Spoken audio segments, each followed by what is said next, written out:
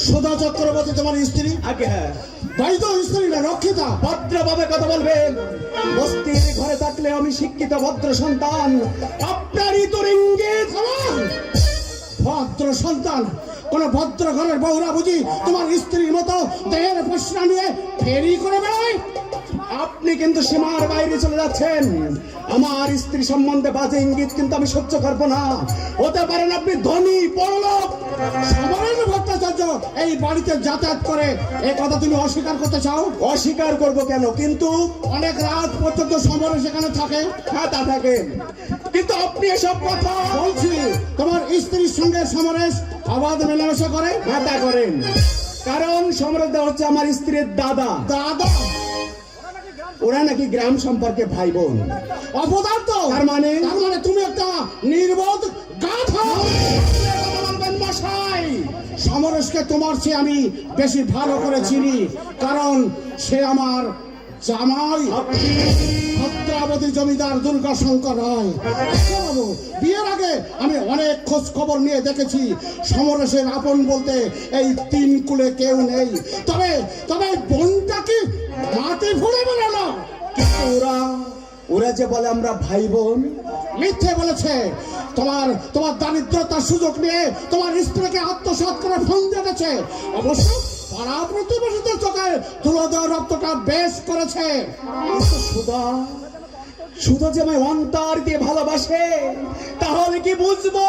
ব্যভিচারী নারী সুমধুর ছলনা। তুমি জানো না, অক্ষম বিকার স্বামীকে মেয়েরা শ্রদ্ধা করে না, করে শুধু ঘৃণা। না না, সুধা আমাকে অন্তর দিয়ে ঘৃণা করে, ঘৃণা করে, ঘৃণা করে। নারীর চরিত্র বোঝা তো সহজ নয় বাবু। নারী হচ্ছে ছলনাময়ী, অভিনয় পরিয়সী। তুমি মূর্খ, তাই ওদের ছলনার জালে তুমি ধরা পড়ে গেছ। কিন্তু আচ্ছা সুধা, সুধা তোমাকে কি দেখে ভালোবাসবে বলতে পারো? কি আছে তোমার? অর্থ, সম্পদ, সৌন্দর্য, চেহারা কি দেখে যৌবনা উচ্ছল নারী তোমার বাহু পাশে ধরা দেবে বলতে পারো?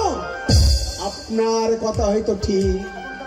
সমরেশ দা দুদিন না হলে ছটপট করে সুধা, ভালো করে খায় না, চুল বাঁধে না। আচ্ছা সুধা এখন কোথায়? আমার জন্য ওষুধ আনতে বাজারে গেছে। একা গেছে? হ্যাঁ, আমার অসুখের পর থেকে একাই যায় সুধা। আচ্ছা শরীর বলছিলাম তোমার তো চাকরি নেই, তবে সংসারের খরচ চলছে কি করে? এতদিন তো সমরেশ দায় দিয়েছিলেন। শুনেছি স্ত্রীর দেহ বিক্রি পয়সা দিয়ে বেঁচে থাকার চেয়ে মৃত্যুকে শ্রেয় নয়। আপনি চুপ করুন। ঠিক, শত সহস্র ঠিক তোমার পৌরুষের, লক্ষ ঠিক তোমার মনসত্বের।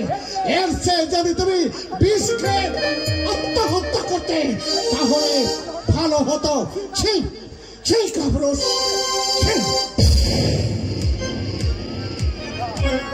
সুধা কলঙ্কিনী, সুধা সমরেশের সঙ্গে ব্যভিচার করছে।